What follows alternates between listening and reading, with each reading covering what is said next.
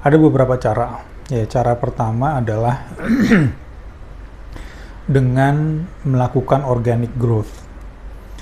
Organic growth itu maksudnya adalah produknya yang ada sekarang gitu ya. Tidak ada sesuatu yang relatif baru terhadap produknya. Tapi yang dilakukan adalah memaksimalkan apa yang ada sekarang gitu.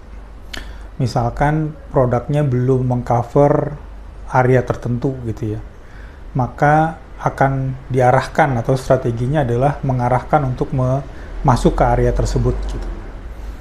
Atau misalkan pada saat sekarang secara campaign atau secara promo itu masih kurang gitu ya, masih bisa dioptimalkan, maka melakukan optimalisasi dari campaign gitu.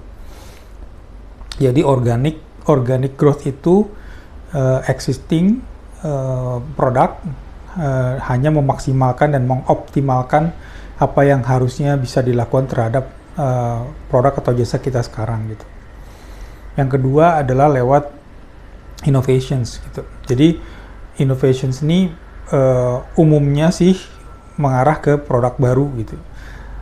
Atau mungkin kalau secara marketing branding gitu ya, mengarah ke segmen market baru gitu ya, yang kemudian berarti membuat pertumbuhan perusahaan tidak lagi dari segmen yang sudah selama ini dikejar, tapi masuk ke segmen baru, dan itu umumnya adalah bikin produk baru, bikin campaign baru, bikin marketing mix baru, dan bisa jadi malah proses channelingnya juga baru gitu ya.